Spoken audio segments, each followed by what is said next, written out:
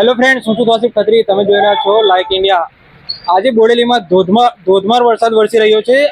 તંત્રએ એલર્ટ આપેલું, red alert હતું બોડેલીમાં. અને આજે બોડેલીમાં જે વરસાદ વરસ્યો છે, લગભગ 2 થી 3 કલાકમાં એટલો બધો વરસાદ વરસી રહ્યો છે કે અહીંયા ઘૂંટણસમાં પાણી હતું. થોડોક વરસાદ હમણાં પાણી ઓસર્યા છે, તો થોડુંક પાણી ઓછું થયું છે. તો પણ અહીંયા અલીપુરા ચોકડી વિસ્તારમાં કેટલાકના ઘરોમાં અને દુકાનોમાં પાણી ભરાઈ ગયા છે. આપણી એક બેન સાથે વાત કરીશું. એમની પાર્લરમાં પાણી ભરાઈ ગયું છે. શું કે? હા, મારા પાર્લરમાં પાણી ભરાઈ ગયું છે. મારી બાજુમાં ગણેશ મેડિકલ સ્ટોર છે, એમાં પણ પાણી ભરાઈ ગયું છે. એમનું ઘરમાં ઠેઠ અંદર સુધી પાણી, ફર્નિચરને પણ એટલું નુકસાન થયું છે.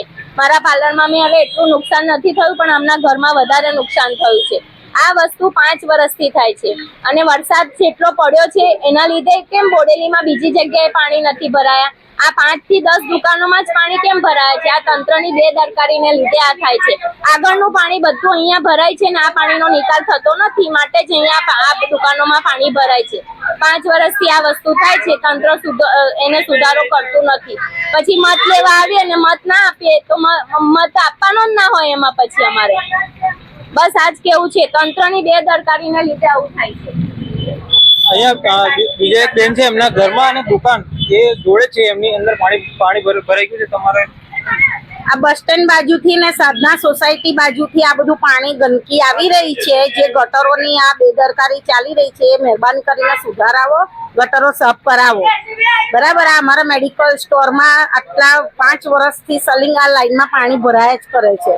આ બધી ગંદકી સાફ કરતા અમને થાક લાગે છે. મહેરબાની કરીને પ્લીઝ તંત્રને અમારી અપીલ છે કે ગટરો સાફ કરાવો. છેક બસ સ્ટેન્ડ બાજુથી સાધના સોસાયટી પાછળની સોસાયટી બધી જે ગટરો પાસ થતી હોય એ બધી સાફ કરાવો. આ એનું પાણી આવ્યું છે, અમને વરસાદનું નથી આવ્યું.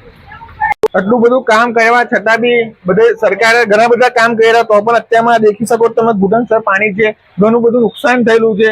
આટલું બધું કામ કરવા છતાં બી એટલું બધું નુકસાન છે. અમારે પાણી ભરાયું, તેનું કારણ શું? આવી કામગીરી કરવા છતાં બી અમારે આટલી બધી તકલીફનો સામનો કરવો પડે છે. તો હવે અમે કોની જોડે જઈએ? અમે કોની જોડે આશરો લઈએ? નગરપાલિકાના નંબર પર અમે 3 વખત ફોન કર્યો.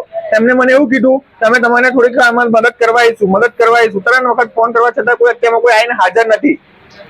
કોઈ વ્યક્તિ હાજર નથી એના ગાડી. આ બધું નુકસાન થયું છે તો કોણ એમનું દર વર્ષે થાય છે. એવું નથી કે આ વર્ષે, દર વર્ષે આ નુકસાન થાય છે. આ વખતે ઘણા બધા કામો બી સારા કર્યા હતા. તો મને એવું હતું ને મને એવી આશા હતી કે આ વર્ષે સેજ પાણી નહીં ભરાય, તો એટલું બધું નુકસાન થયું છે. તો આ બધું નુકસાનનો જવાબદાર કોણ રહેશે?